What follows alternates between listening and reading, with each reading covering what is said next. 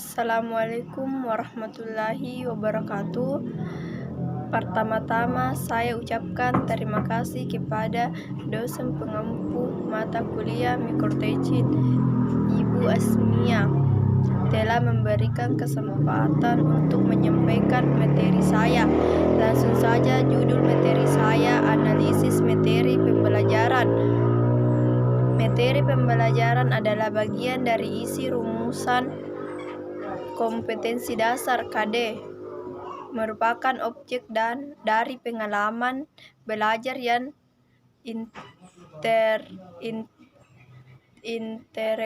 interaksikan di antara peserta didik dan lingkungannya untuk mencapai kemampuan dasar berupa perubahan perilaku sebagai hasil belajar dari mata pelajaran. Materi pembelajaran sangat berpengaruh kepada tingkat keberhasilan atau ketercapaian siswa di dalam belajar. Adapun pengembangan materi pembelajaran juga mempertimbangkan hal-hal berikut. 1. Relevansi dengan kebutuhan peserta didik dan tuntutan lingkungan. 2. Tingkat perkembangan fisik, intelektual, emosional, sosial, dan spiritual peserta didik. 3. Kebermanfaatan bagi peserta didik. 5. Struktur keilmuan. 5. Berbagai sumber belajar, revisi yang relevan dan termuterakhir. 6. Lokasi waktu. Adapun pencapaian dapat definisikan bahwa indikator pencapaian kompetensi adalah 1. Kemampuan yang dapat diobservasi untuk kesimpulan sebagai pemenuhan kompetensi dasar pada kompetensi inti 1 dan kompetensi inti 2, dan 2. Kemampuan yang dapat diukur dan atau diobservasi untuk disimpulkan sebagai pemenuhan kompetensi dasar pada kompetensi inti 3 dan kompetensi inti 4. Tujuan pembelajaran dapat didefinisikan bahwa indikator pencapaian kompetensi adalah kemampuan yang dapat diobservasi untuk kesimpulan sebagai pemenuhan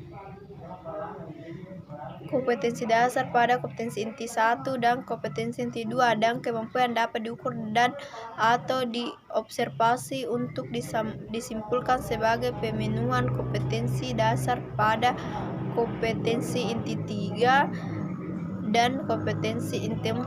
Untuk rumusan IMPK dapat digunakan rambu-rambu sebagai berikut.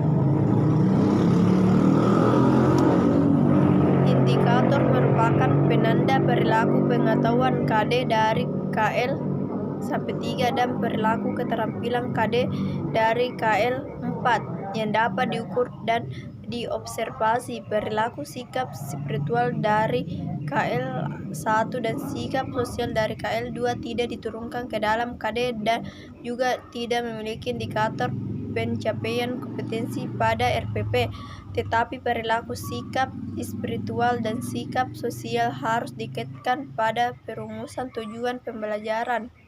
Rumusan indikator pencapaian kompetensi menggunakan dimensi proses kognitif dari pemahaman sampai dengan mengevaluasikan di kemungkinan sampai reaksi untuk kelas